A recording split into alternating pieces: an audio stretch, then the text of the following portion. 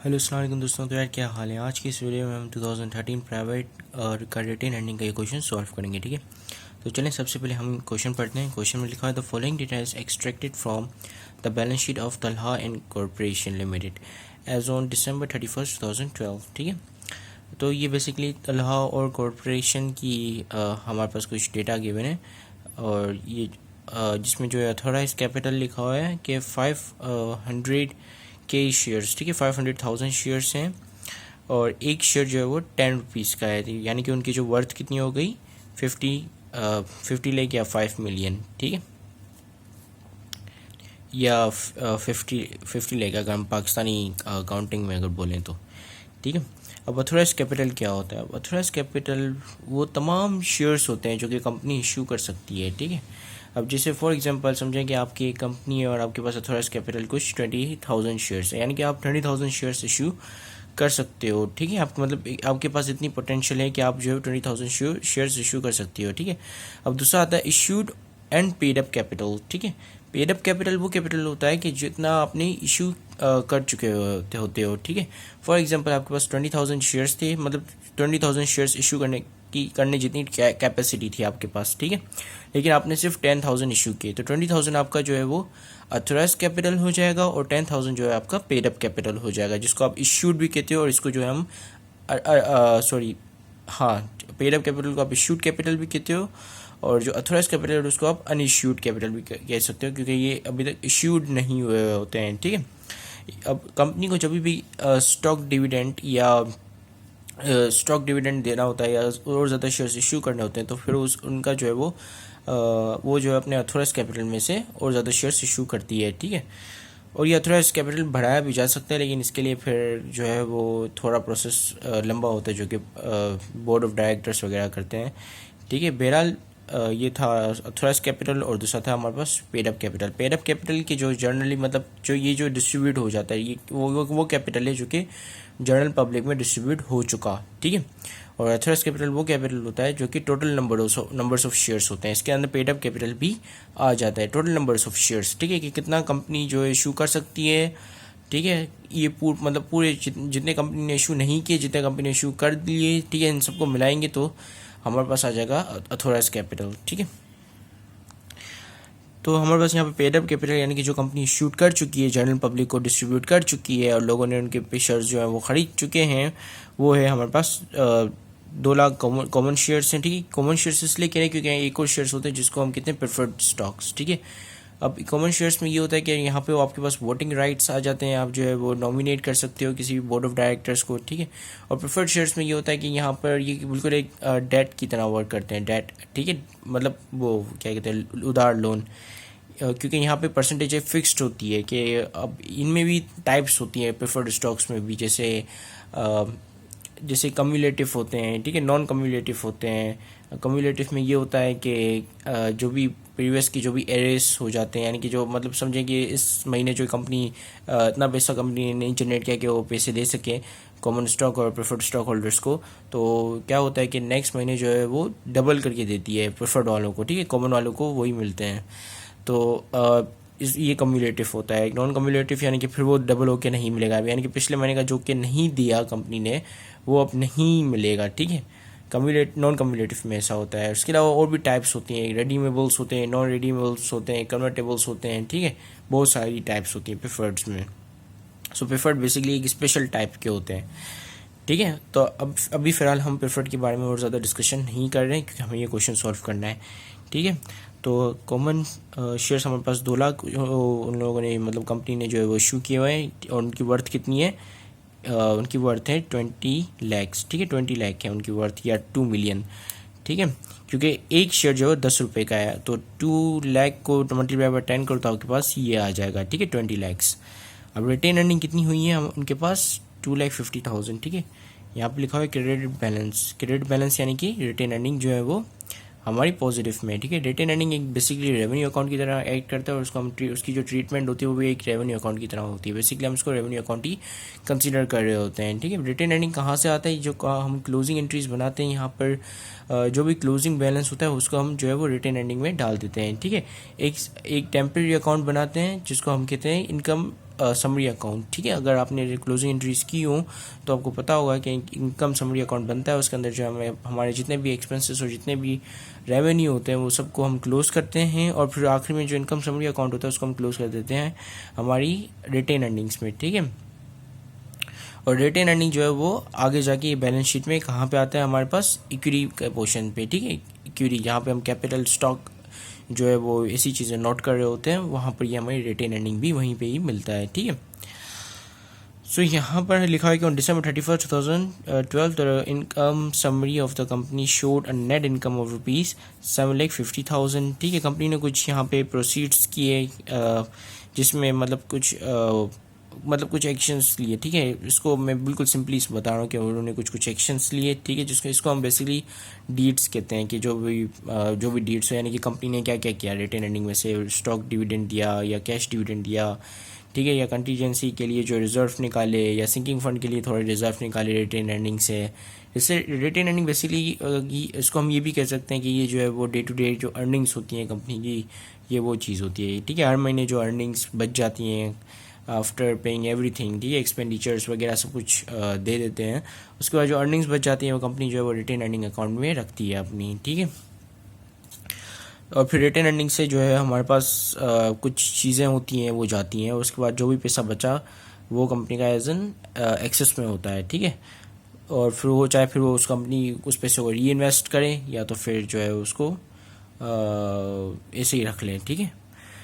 सो अब यहाँ पर हम देखेंगे कि सबसे पहले लिखा गया to declare cash dividend of 15%, यानी कि रिटेन यानी कि उन्होंने जो है 15% कैश डिविडेंड दिया अपने स्टॉक होल्डर्स को, ठीक है। अब 15% किसका, 15% जो इश्यूड कैपिटल हो चुका है, क्योंकि स्टॉक होल्डर्स को मिलेगा, और स्टॉक होल्डर्स के पास कितने शेयर्स हैं, 2 लाख शेयर्स हैं, ठीक है। तो 2 लाख शेयर्स हैं, तो 2 लाख शेयर्स की जो वर्थ है उसका 15%, तो उसकी वर्थ कितनी है, 20 लाख। तो 20 लाख का 15% उन्होंने कैश डिविडेंड डिक्लेयर किया, ठीक है। और ये बेसिकली पेबल होगा क्योंकि अभी तक उन्होंने जो है वो डिस्ट्रीब्यूट नहीं किया है, ठीक है। बेसिकली होता ही है कि असल में कि जो कैश डिविडेंड होता है इसको पहले कंपनी डिसाइड करती है, बोर्ड ऑफ डायरेक्टर्स डिसाइड करते हैं कि भाई इस दफ़ा हमारे पास इतने पैसे हुए हैं कि देना है कि नहीं देना है, ठीक है, क्योंकि ये मर्जी होती है इन लोगों की कि दें या ना दें, ठीक है। लेकिन नहीं दे दें तो काफ़ी ज़्यादा अफेक्ट पड़ता है स्टॉक प्राइस पे इन लोगों की, ठीक है। तो देना इन लोगों को ऑलमोस्ट लाजमी होता है। तो अब ये होता है कि वो लोग पहले डिसाइड करते वो लोग पहले डिसाइड करते हैं कि देना है कि नहीं देना है, ठीक है। फिर जब ये डिसाइड हो जाता है कि देना है तो फिर उनकी जो है एक डेट होती है, उस डेट तक जो है जिसके पास ये शेयर्स होंगे वो उसका नाम जो है वो लोग रिकॉर्ड कर लेते हैं, ठीक है।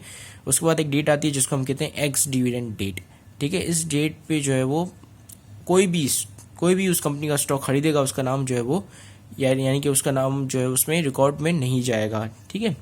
और उस दिन जो है वो अगर कोई भी शेयर्स बेचेगा तो भी उसको डिविडेंड मिलेगा, ठीक है। डिविडेंड क्या होता है, डिविडेंड बेसिकली प्रॉफिट होता है, शेयर्स होल्डर्स होते हैं उनको जो प्रॉफिट मिलता है शेयर्स खरीदने पर, उनको हम बेसिकली डिविडेंड कह रहे होते हैं, ठीक है। और दूसरा हमारे पास to appropriate ₹2 lakh for the plant expansion, ठीक है। उन लोगों ने प्लांट एक्सपेंशन के लिए, प्लांट एक्सपेंशन किसे कहते हैं, यानी कि जो क्या कहते हैं समझे कि नई प्रॉपर्टी वगैरह ले रहे हैं या कोई नया प्लांट वगैरह खरीद रहे हैं तो उसके लिए वो लोग फंड जमा कर रहे हैं, ठीक है। क्योंकि जाहिर सी बात है फंड जमा होंगे तो फिर वो खरीद सकेंगे ना, अगर फंड जमा होंगे ही नहीं तो कहाँ से खरीद पाएंगे। तो फंड जमा कर रहे हैं तो जिसकी वजह से वो लोग जो है वो रोज़ाना मतलब हर रिटेन अर्निंग में से हर महीने कुछ पैसे साइड में कर लेते हैं, ठीक है। अब दूसरा ये लोग जो है अप्रोप्रिएट निकालते हैं किसके लिए, कंटीजेंसीज के लिए। कंटीजेंसीज किसे कहते हैं, जैसे कोई प्लान बना लेते हैं, ठीक है। और डिजास्टर रिकवरी प्लान, ठीक है, ऐसा वैसा प्लान नहीं, डिजास्टर रिकवरी प्लान, ठीक है। इसको हम एक और चीज़ भी कहते हैं BCP करके ऐसा कुछ आता है, मुझे याद नहीं है, लेकिन ये डिजास्टर रिकवरी प्लान, ठीक है। ये बिजनेस कंटिन्यूटी प्लानिंग। इसमें क्या होता है कि ये लोग जो है वो कुछ रिजर्व वगैरह साइड में करके रखते हैं कि खुदा ना खास्ता अगर आगे कोई नेचुरल डिज़ास्टर आ जाता है या तो फिर कोई जो है ह्यूमन डिज़ास्टर आ जाता है, या जैसे ट्विन टावर पे अटैक हो गया था, ठीक है, प्लेन क्रैश हुआ था, या फिर कोई ऐसा हैक हो जाती है कंपनी, तो इस सूरत में जो है वो किस तरह अपने आप को रिकवर करेगी। तो उसके लिए जो है कंपनी के पास अगर फंड अवेलेबल होंगे एक्स्ट्रा, उन लोगों ने रिजर्व में रखे होंगे, तो ही जाके वो रिकवर होती है। फॉर एग्जांपल लेट सपोज कि एक कंपनी है, उसकी जो है फैक्ट्री है उसको आग लग जाती है, ठीक है। अब इस सूरत में जो है कंपनी काफ़ी को लॉस होगा कंपनी को, अगर वो पहले ही उस आग की जो है प्री प्लानिंग नहीं करेगी, ठीक है। फॉर एग्जांपल उसकी कंपनी को, एक कंपनी है जिसने रिजर्व नहीं निकाले हैं, ठीक है, तो उसकी फैक्ट्री को आग लगी, अब उसकी प्रोडक्शन पूरी रुक गई। अब जब तक वो पैसे कलेक्ट करे या उधार ले किसी से, तब तक तो काफ़ी जो है वो उनकी जो है काफ़ी सेल्स वगैरह काफ़ी लॉस हो जाएगा उनकी, क्योंकि सेल्स वगैरह नहीं हो पाएंगी, क्योंकि इतना वो ही नहीं होगा, प्रोडक्ट ही नहीं होगा, और उसका कॉम्पिटिटर जो है वो बाजी मार जाएगा, ठीक है। तो जिसकी वजह से लोग क्या करते हैं, इसी कॉन्टीजेंसीज के लिए रिजर्व रखते हैं, या तो फिर एक नई फैक्ट्री जो है बिल्कुल रेडी टू फंक्शन होती है, लेकिन वो फंक्शन में नहीं होती है, उसको बना के रख लेते हैं, ताकि जैसे ही अगर एक फैक्ट्री ख़राब हो जाए या उसमें आग लग जाए या वो फंक्शन करना छोड़ दे, तो हम दूसरी कंट्री का फैक्ट्री जो है वो इस्तेमाल करना शुरू कर दें और हमारे जो सेल्स टारगेट है वहाँ तक पहुँच जाएँ, ठीक है। अब दूसरा होता है सिंकिंग फंड, ठीक है। अगर कोई पैसे डूब जाएं, जैसे कहीं पे कंपनी जो है कुछ पैसे कहीं जगह पे इन्वेस्ट कर रही होती है, ठीक है, अब वो पैसे डूब गए तो फिर उसकी रिकवरी कैसे होगी, ठीक है। तो उसके लिए भी कंपनी जो है वो रिटेन अर्निंग में से ही निकाल के रखती है। पहले इनके रिजर्व पड़े हुए होते हैं, ठीक है, रिजर्व होकर पैसे साइड में करके रख देती है, ठीक है। तो अब हम जो है इनकी जर्नल एंट्रीज बनाएंगे। Very sorry that I have wasted your 10 minutes, लेकिन इसमें भी आपको जो है अच्छी खासी आई होप कि नॉलेज मिल गई होगी। तो चलें, सबसे पहले हम जो है वो इनकम जो हमारी रिटेन अर्निंग आई है वो है 2,50,000, और हमारी जो इनकम समरी है वो the company showed the income of 7,50,000। तो इनकम समरी को सबसे पहले हम जो है रिटेन अर्निंग में क्लोज करेंगे, ठीक है। तो जैसा कि मैंने आपको बताया था कि इनकम समरी एक टेम्प्रेरी अकाउंट होता है, उसको हम जो रिटेन अर्निंग में क्लोज कर देते हैं। तो सबसे पहले हमने जो इनकम समरी को रिटेन अर्निंग में क्लोज कर दिया, ठीक है। अब दूसरा हमें कहा गया है कि जो है वो कैश डिविडेंड दो 15%, ठीक है। 15% किसका, पेड अप कैपिटल का, जो पेड अप कैपिटल की वर्थ है, ठीक है। तो अब हम निकालेंगे 20 लाख का 15%। तो 20 लाख का 15% हमारे पास आ जाता है 3 लाख, ठीक है। यानी कि 3 लाख जो उन्होंने कैश डिविडेंड डिक्लेयर किया कि हम कैश डिविडेंड देंगे, ठीक है, 3 लाख, ठीक है। तो हमने इसको भी यहाँ पे रिकॉर्ड कर लिया, रिटेन अर्निंग में से जाएगा, ठीक है।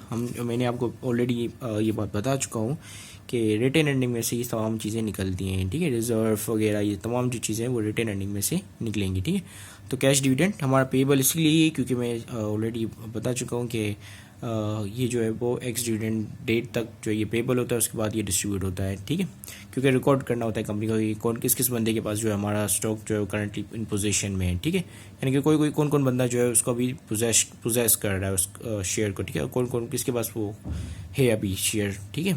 तो ये रिकॉर्ड करने के लिए कंपनी जो है पहले डिक्लेयर करती है डिविडेंड, क्योंकि उस वक्त पेबल होता है, जिस वक्त डिक्लेयर करती है उस वक्त पेबल होता है। फिर जब पेड कर देती है तो फिर हम इसकी एक रिवर्स एंट्री बना देते हैं कि भाई डिविडेंड अब पेबल को ख़त्म कर देते हैं, ठीक है। यानी कि ये पेबल जो है वो डेबिट हो जाता है, फिर कैश क्रेडिट हो जाता है, ठीक है। अब नेक्स्ट जो है मैं इन तीनों की एंट्री एक साथ बनाऊंगा, ठीक है, क्योंकि ये तीनों भी रिटेन अर्निंग में से ही निकलेंगे, ठीक है। तो एक हमारे पास कंटीजेंसी के लिए पैसे निकाले रिटेन अर्निंग से, दूसरा जो है सिंकिंग फंड के लिए, और जो है वो हमने जो है प्लांट एक्सपेंशन, यानी कि हमारे प्लांट को जो बड़ा करने के लिए, एक्सटेंशन कहते हैं बड़ा करने को, ठीक है। तो इसकी मैं जल्दी से एंट्री बना लेता हूँ। तो इस तरह इनकी जो है कुछ एंट्रीज बनेंगी, ठीक है। तो इसी के साथ ही ये क्वेश्चन ख़त्म होता है। Thank you very much for watching this video. Have a great day and अल्लाह हाफिज़।